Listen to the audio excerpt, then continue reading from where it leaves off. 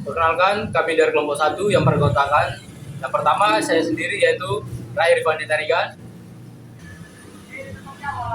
Baik, perkenalkan nama saya Satria Sultan Saruma. Perkenalkan, nama saya Ricardo Manulu. Lalu di sini kami menggunakan motor driver L298N yang dimana ini adalah modul untuk penggerak motor DC-nya. Fungsinya sebagai perantara antara microcontroller seperti SP32 dengan motor. Dikarenakan pin microcontrollernya tidak kuat memberikan arus besar langsung ke motornya. Baiklah, di sini kami menggunakan SP32 sebagai otak dalam proyek kami. SP32 merupakan microcontroller yang multifungsi menjadi standar dalam proyek berbasis internet yang kami buat. Karena ESP32 yang kami gunakan sudah mengintegrasikan konektivitas Wi-Fi dan Bluetooth dalam satu modul kecil. Fitur Wi-Fi memungkinkan perangkat terhubung ke internet untuk bertukar data secara nirkabel. Sementara fungsi Bluetooth-nya menjadi penghemat daya saat berkomunikasi dengan ponsel. Ada juga kami menggunakan ESP32 expansion board yang dimana board ini berfungsi untuk mempermudah penggunaannya. Karena fungsinya sebagai peran dudukan tambahan, board ini digunakan untuk memecah pin ESP32 yang kecil ini menjadi besar atau banyak pinnya. Sehingga kami tidak lagi kesulitan dalam merangkai atau menghubungkan banyak sensor atau kabel daya. Selain membuat lebih rapi, papan ini juga dilengkapi dengan manajemen daya agar ESP32 tetap mendapatkan arus listrik yang kuat dan aman selama dijalankan. Baik, kami menggunakan kabel jangkau. Kabel pendek atau luas yang memiliki 2 titik di rangkaian tanpa perlu gagal. AFS prototyping di treatment atau modul Arduino atau Raspberry Pi. Selanjutnya kami menggunakan 2 baterai Li-ion 3 volt adalah baterai lithium jenis lithium dengan tegangan nominal 3 volt. Baik, kami menggunakan kota dudukan baterai 18650 atau baterai Hodel dengan 2 slot dirancang untuk baterai lithium 3 volt. Saya Ricardo di sini akan menyambungkan sasisnya ke L298N.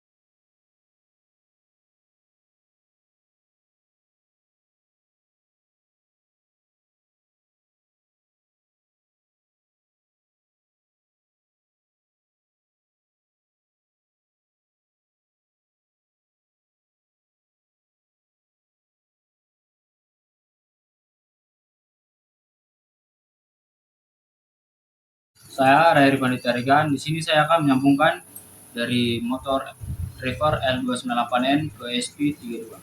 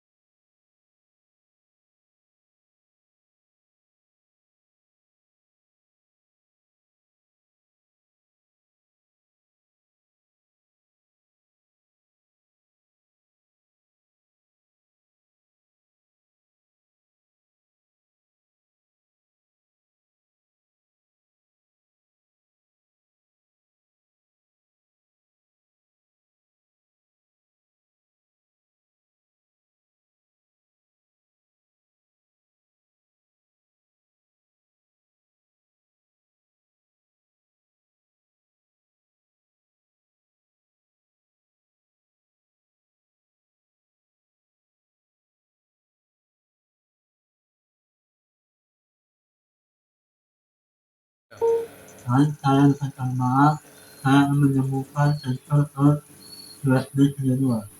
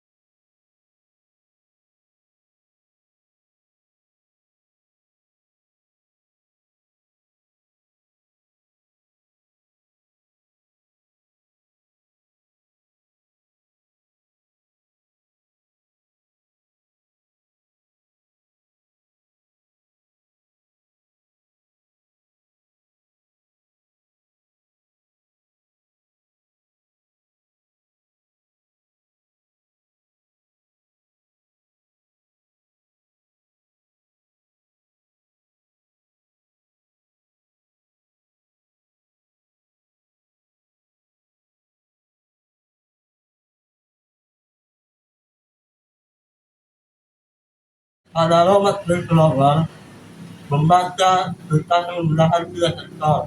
Pertama itu kiri, tengah, dan kanan. Setiap sensor membaca dua kondisi yaitu putih dan hitam. Warna hitam menunjukkan adanya garis, sedangkan warna putih menunjukkan adanya dua garis. Dari kombinasi pembacaan ketiga sensor ini, program akan menentukan gerakan robot. Oke, di sini saya akan menjelaskan 3 sensor di robot land floor saya. Kami yaitu jika hitam dikenakan dengan garis hitam, maka dia akan berjalan lurus tetap di jalan. Nah, jika hanya sensor kiri yang membaca jalan, maka robot land floor akan berbelok ke kiri atau berputar ke kiri secara tajam atau secara halus. Jika sensornya sebelah kanan yang membaca garis hitam, maka robot land follower akan berbelok ke kanan secara tajam atau berbelok ke arah kanan secara tajam juga atau secara halus.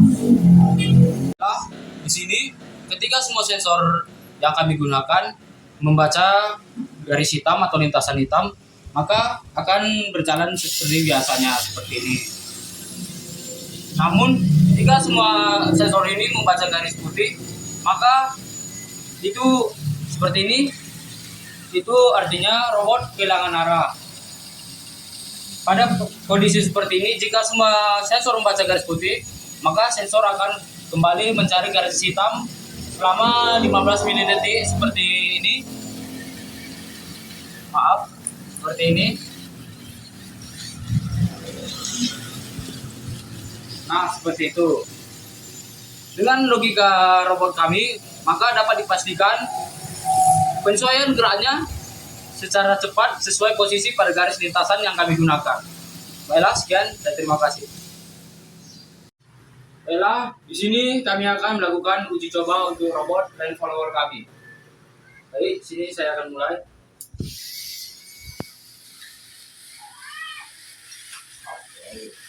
Oke.